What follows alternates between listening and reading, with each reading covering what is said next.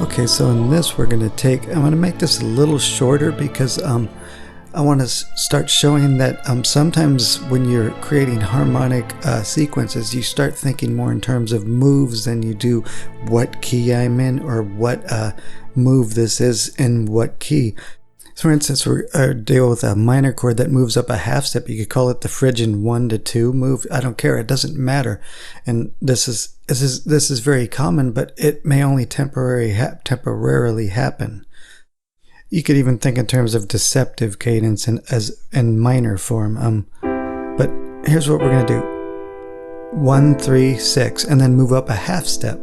Do the same exact 3, 6, move up a half step. 3, 6, and maybe rest on the G flat, and you could even pivot off that to a different. Let's do something like this.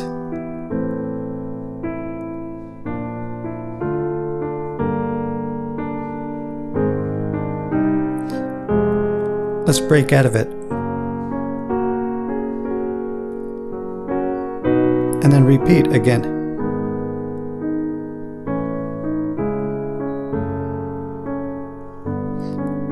So I'm not going to keep going, but it's that continuous, and I just broke out on the G flat to it, or F sharp major, whatever, and then use that as a 5/1 cadence to B, then repeated that same sequence. Let's just use it as a pivot to a close related key. F, repeat the same sequence, B flat.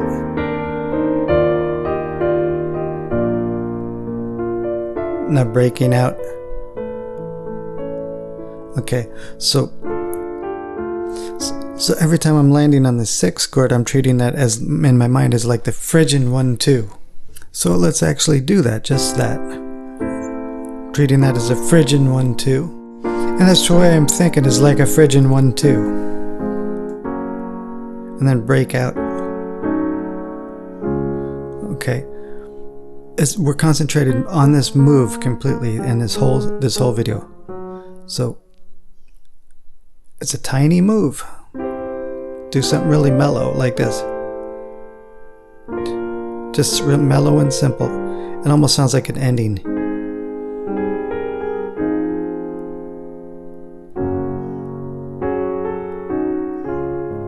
So I'll treat it like an ending, okay?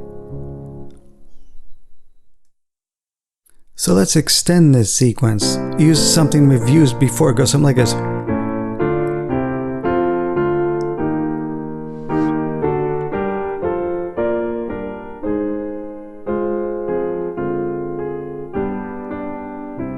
Okay, and I return back to C, but the thing is, I've combined two moves now. The Phrygian 1, 2. So the Phrygian 1, 2. Now kind of like a 6, 5, 1, D minor, going to the relative major, which would be F. Repeating the same exact sequence now, our harmonic sequence. 6, 5, 1, going to the relative major of G minor, B flat. So again, the Phrygian 1, 2, and then just kind of use A flat's relationship to borrowed chords in C major. And return to C major, okay? So I've combined two sequences that we've used, but we want to concentrate on this one right there. Okay, you know, the Phrygian 1, 2, you could think of it like that. Or if you want to think in terms of minor, the deceptive cadence, I don't care what you call it, but start taking smaller and smaller moves like that.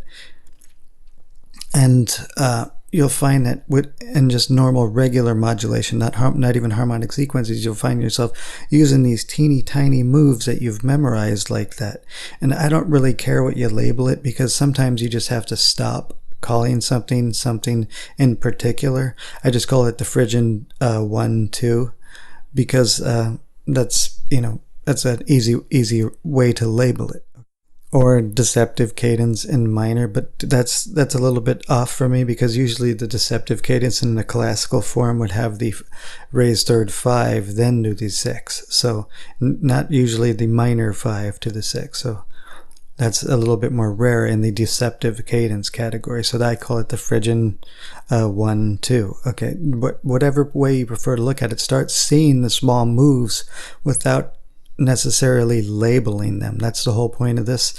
And we created a bunch of harmonic sequences using that, and we combined it with a harmonic sequence we used in the past in a previous episode. So you can start combining harmonic sequences and moves, and moves in particular. So literally just tunnel vision towards a specific type of move and actually just memorize it, and you don't even need a label for it. Sometimes when I'm doing stuff like writing and whatnot, I don't think in terms of what key is in. No, I just think in terms of the move that I'm using. And I've used the move so many times, it's second nature. I don't necessarily go to the label at all anymore. So I think that's important. And I think theorists sometimes go a little bit overboard when they try to label every specific thing. Maybe you should start thinking more in terms of moves and not worry about that aspect sometimes, okay?